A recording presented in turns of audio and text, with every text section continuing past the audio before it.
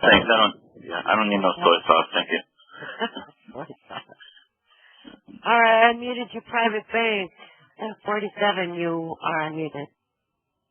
Okay, thank you, Angela. You're welcome. Patrick. Hi, Patrick. Okay. Patrick Devine? Yep. Hi, Patrick. Okay. The courts that you're going to, okay, with these judges that have bar cards, they are commercial banking courts. The de jure court for the county is basically a tribunal court that you get 3 of your supervisors or councilmen or people. They are the de jure court of the county. Okay? That is also classified as the ecclesiastical court that George Washington wanted to make sure was in effect because these courts were not addressed in the Constitution. And he wouldn't sign the Constitution unless the counties had that authority to have the county commissioners or supervisors be the court of the county. Townships also had 3 trustees that basically settled boundary disputes. And it had to be a tribunal to have a ruling, 2 out of 3 to make the final ruling. The county commissioners have that same capability. You have to call upon them to invoke that court. But you go into any of these other courts, they're commercial, for profit, and they're foreign bar courts. And they're working for a profit. Yep. Okay? And they never close. And they never close. And basically, they write judgment liens against your assets that you never know about because they're in the court records. They don't go, they're not like a commercial lien, which is in the public record in the county recorder's office. These judicial liens are in the court, and you never know when they're closed or not. Now, basically all property taxes are prepaid. The state holds a certificate of title to your property. You have to go in and invoke the county commissioners and the prosecuting attorney for the county, or the county attorney, who is basically the chief financial officer for the county. You have to force them to go and draw the funds from the state. Okay? From the state attorney general's office, who is the chief financial officer for the state in this commercial banking system. And right now, all the states of, like state of Iowa, is out there as a branch bank of the United States Bank that was created in 1871. It's a commercial bank. All the constitutions, the state and the United States Constitution, are nothing but banking charters. People want to go to the Articles of Confederation. That was a failed banking charter because it took all 13 states or 13 colonies to be in total agreement. So they had to come up with a new banking charter that basically was a tribunal, or 2 out of 3, 2/3 majority to pass a bill. It's all about banking.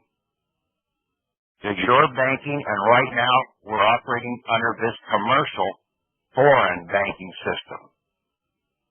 And one of the key documents that you have at your disposal is called the SF-1047 Form to get your refunds back. And you process that through the Secretary of the State, who is basically an account manager for this commercial banking system. Have you done this? Yes. And what happened? How did it come about? I mean, how did you? We had to piecemeal this back together, and we come in as an international organization because when you got your certificate of live birth, that went over to Philadelphia and basically out of your state, and basically that crossed state lines, and every state in this country is classified as a separate nation. Okay? They can operate internationally, and we can too, because an organization requires to have two persons, and they gave us our second person when they registered that certificate of live birth. Okay? And all these certificates of live birth nowadays are basically on banknote paper, and you can assign a value and turn around, and now that is classified as a warehouse receipt, and you can determine the value you want and process that in with a 1047 form, the SF-1047 form, and this form has been out there since 1973, and it has not changed one bit. And your address is in an oblong circle, not in a square box, like most of the commercial forms out here. It's a unique form, and that was what they had to give us a remedy, and that is the remedy if people understand this. And then, as we are an international organization, we were the creditor of America. Okay?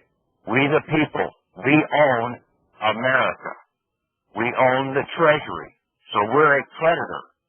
Now, every Inspector General's website, the FBI, the IRS, they all have identity theft documents out here. Why? Because they have stolen our identity as basically being a creditor and taken our fictional persons and turned them into debtors. That's identity theft right there. Because our persons that we create are derivatives of us as a creditor. So how can they turn around and become a debtor? They can't, unless our identity has been stolen from us. It's a funny game, and basically you've got to really sit down and decipher this, how these guys have gone about this. But that's pretty much what I've got to say. Okay. I posted a link up there for my last audio. And basically a lot of my files are on econcurrent.com. The where? /divine. Say it again. econcurrent.com /divine, and the latest files that I have are in file folder 38. Okay. And basically right. I'm driving around here. I've got the MSO to my vehicle. I bought it last year. I haven't paid any taxes on it. I don't have any insurance on it. I park right in the sheriff's office and everything else. I've got my own private license plate on it. I've got the seal of the eagle with the 13 stars, the 13 arrows, and the 13 olive branch. That's the We the People's shield. We stand over these government agencies out here. Do you get pulled over ever? Nope. And you don't have a license, a regular, state issue I don't license? have a regular state license. I don't have a driver's license. And I don't have insurance on the vehicle. I've got on the back of it, not for hire. And they see that I've got a cross on one side and a fish on the other side because I'm also standing in Admiralty. One of the other key documents besides your certificate of live birth or your Bible entry is your original or your hospital birth certificate. That's your original birth certificate, not the certificate of live birth. That is a creation that basically put us in as an international organization. That's on the land. That is your land, life estate, land title. What kind of car do you drive? What is it? Ford, whatever. 19. I mean, is it a truck or is it a... It's a little white car. Little white car, basically brand new last year. Fusion or Fission or whatever the hell it is. Oh, cute. 4-door. And there's no license. So when you bought the car, what'd you tell them? Did you say, I'm taking it out of the country, or how did you get the MSO? I came in and basically I bought it with a debit card that I got from I applied for Social Security and I stopped it after 2 months. Well, then that was about 5 years ago. Then I reapplied last year for it, and they told me, well, I had about $60,000 coming. And well, I knew right then and there that they kept drawing the funds out of my account because they were making a profit off that because they write bonds for those payments. So they have to make their profit. Well, they earned interest on it probably, right? Yeah, and they were, drawing interest. So you got a big lump sum of what they back owed you? Yeah, $70,000. Ah. I didn't get it right away. They kept dragging their feet. Oh, well, it's got to go through 3 layers or 3 approval cycles to get this. Well, I said, this is bullshit after about 2 months of that. I called up the Social Security Inspector General and I said, I'm claiming fraud in your administration here in the process. They would have had it to me in 3 days, but they messed up my Direct Express debit card number by 1. The local Social Security agent, when I called her up, she caught it. She called them, and basically then 3 days later, the funds were in my account. Wow. See? So what did you do? Inspector General, when you call fraud, they will jump because they know everything out here is being operated in fraud. So let me ask you something, Patrick. So you said 5 years ago you signed up for Social Security and you collected it for a couple of years and then you stopped it. How did you stop it? I basically put an order into them to stop it. That was I forget which form it is. So after 2 months, they stopped the payments, but they didn't stop, okay? Yeah, I understand what you're saying there. I'm just trying to figure out, for 5 years, I mean, they sent you a lump sum? Oh, yeah. So $73,000. So now you're back collecting it again, or? Yeah, basically I'm getting it every month, okay, now. But I'm going to close the whole thing down here very shortly. I want to know how you stopped it. I want to know how you stopped getting it, how you stopped them from sending it to you. I mean, because that's like having a Well, there's a form. There's a form out there that you can stop payments. Oh, I didn't know that. Yeah, there's on the Social Security website, there's a form you can stop. Okay. Let me go look. Yeah, go ahead. But, so I went in there and I also have got an EIN for an individual banker, and when you get that EIN for an individual banker, okay, and the state has no jurisdiction over an individual banker, I also had to assign who that individual banker was working for, and he's working for the Patrick Devine Private Bank, E&T, a state and trust. And the state has no jurisdiction over a private bank either. Okay? Because for the constitutions of the state, they cannot get involved in private enterprises or private banks. So you're a private bank now? Yeah, and basically, I turned around and I bought that car under my private bank name, and they said, well, basically, you're going to have to take this down to the treasurer and get the license and everything. And I said, it's not required per the law. And I had them write that on there. Only if required by the law will I have to do that on the bill of sale. And basically, I gave them the $1,000 rebate that was supposed to come. I said, I don't want any rebates. I only want a 30-day guarantee on the car.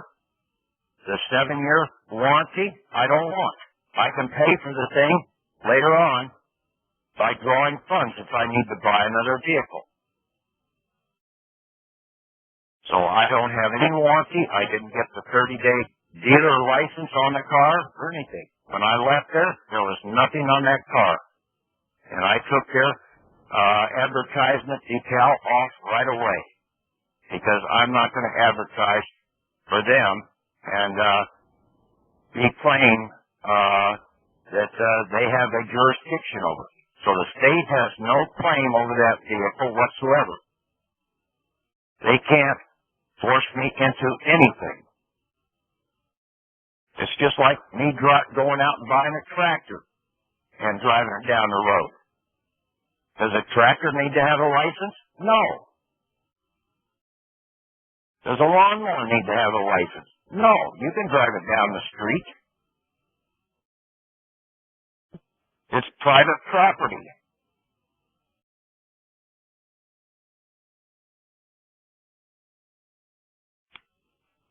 But see, we've been misguided in a lot of the stuff out here, and then a lot of people don't understand that everything out here is about banking.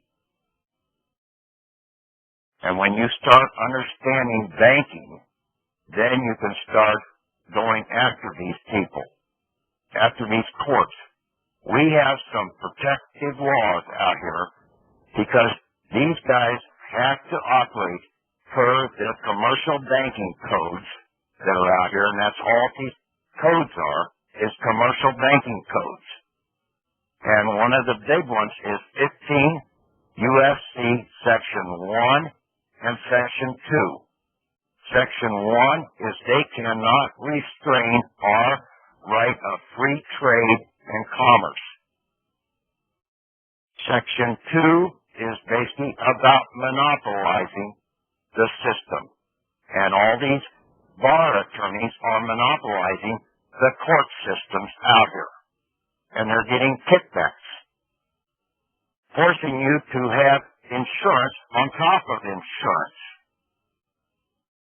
Because if you have a certificate of title to a vehicle, the state already has basically using that and writing bonds, so that vehicle is already assured by the state.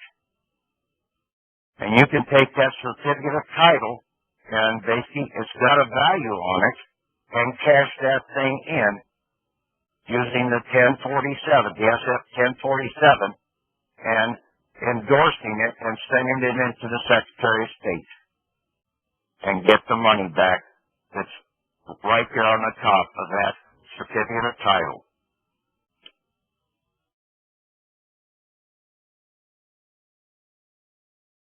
We've been standing these courts down. Okay?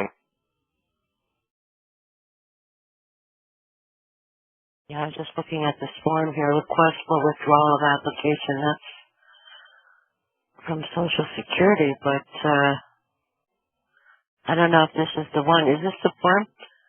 TOE 420 OMB number 0960-0015? That doesn't sound like the right one. This one is a request to cancel your application for Social Security. And it says here, if we approve it, the decision we made on your application will have no legal effect. You will forfeit all rights attached to an application, including the rights of appeal. You won't have to return any payment we made to you or anyone else on the basis of that application. So that's not the one. All right. Oh, wow. There's just so many forums on the site. And see, that's your money, okay? Well, don't you have a copy of it laying around somewhere? God, you gotta be kidding me. I got papers all over the place, Angela. I've turned out more papers than anybody out here. I've been to every court I'm just curious to in the see what that country. form looks like, to cancel or to stop getting payments from Social Security. It's very Oh, I interesting. just stopped it, but then I reactivated it again, okay? I know, but how do you stop it? You just, when you write them a letter, but you said you filled out a form. Yeah. There was Well, a what form form? to basically stop it, okay? Yeah, but you don't know what form it was. Yeah, but why worry about it? Basically, why do you want to stop it? No, I was just curious to read the form itself. Okay. I don't collect Social Security. I am not collecting Social Security. But see, that is your money that is sitting there, okay?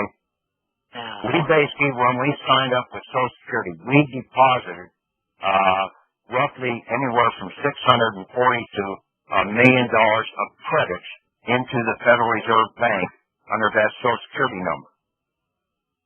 We gave them credits. We're the creditor in this country. And see, every time we sign a document, we are giving credits over to them. Now, they don't take that. They turn around and they take our name and they turn it into a debtor on the other side of the form, like a mortgage form. You initially sign on the right-hand side. That's a creditor. Then they turn around and put your name on the other side of the document, making you a debtor, and you already gave them the credits that they're holding in a budget, in an account off budget that you don't see. And then they get you to abandon it later on.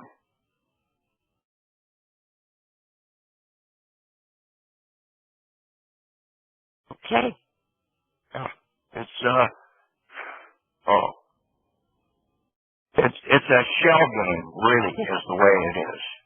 I mean, it's a game to these guys, and then basically all these bar attorneys are working for the foreign barons, the banking barons out of England and France. And basically the Pope has pulled all protections away from the barons. Therefore, all the bar attorneys have been protection from the Roman Church has been taken away. They've lost all of their protections. And we can go after them and see under 15 U.S.C. Section 1 and Section 2, if they restrict your right of free trade and commerce, per individual it's $1 million. Per a corporation, it's $100 million. And you basically put the item into them and you do a judgment lien against them, not a commercial lien. You give them the 3 days in a commercial contract, and then if they don't plead by processing your settlement or returning it back to you, they have done a judgment nullis, I think is the name, in that they have not pleaded for that we can't do this for you. Okay? And you are also, as an international organization, you are a government unto yourself. And the Supreme Court has ruled upon this, and also the Congress, under the Civil RICO Act, has determined that we have the right of private attorney general. And we can prosecute these cases into an Article 3 court, either at the circuit court or at the district court. And no bar attorneys can come into these courts. Well, Patrick, we've gone over the 2-hour mark. Okay, I'm going to shut up then. I'm sorry. Thank you. No, it's all right. I'm glad you came on and shared that with us. It's always interesting. But you come on at the end. It's yeah, I didn't want to interrupt